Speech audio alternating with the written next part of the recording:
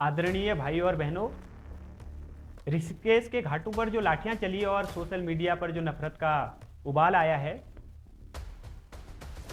वह दो राज्यों की लड़ाई नहीं, यह हमारे बिखरते सामाजिक ताने बाने और एक गहरे मानसिक रोग का लक्षण है।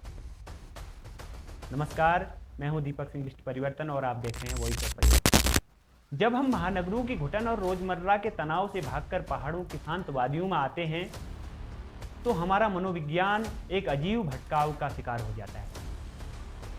घर और समाज का जो अनुशासन हमें बांध कर रखता है, अनजान जगह आते ही वह अनामिकता के नशे में टूट जाता है। कुछ युवाओं को लगता है कि उन्हें यहाँ कोई देखने वाला नहीं है, और यही झूठी आज़ादी हुड़दंग शराब के नशे और अहंकार में बदल जाती है। वे यह भूल जाते हैं कि जिसे वे सिर्फ अपनी छुट्टी मनाने की जगह समझ रहे हैं, वह किसी की सदियों पुरानी विरासत है, आस्था की धरोहर है, किसी का पवित्र घर है। लेकिन इसके दूसरे कई और पहलू भी हैं।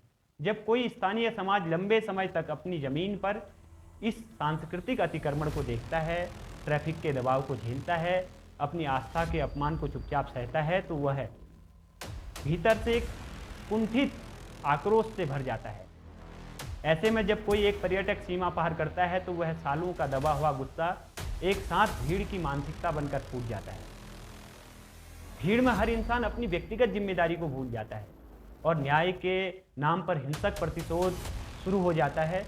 यह बेहद खतरनाक है, क्योंकि जब हम खुद ही जज और जल्लाद बनने लगेंगे, तो हम एक कबीलाई समाज को जन्म दे देंगे। जरा ठहर कर सुनिए, जिस HR और UK नंबर प्लेट को देखकर आज हम एक दूसरे के खून के प्यासे होते जा रहे हैं, क्या सीमाओं पर खड़े हमारे जवान, जिसमें गढ़वाल राइफल्स, कुमाऊं राइफल्स और जाट रेजिमेंट के जवान गोली खाने के लिए तत्पर हैं, क्या वे एक दूसरे के राज्य को पूछते हैं? जब देश की आन बान शान की बात आती है, तो क्या हमारा लहू अलग हो जाता है?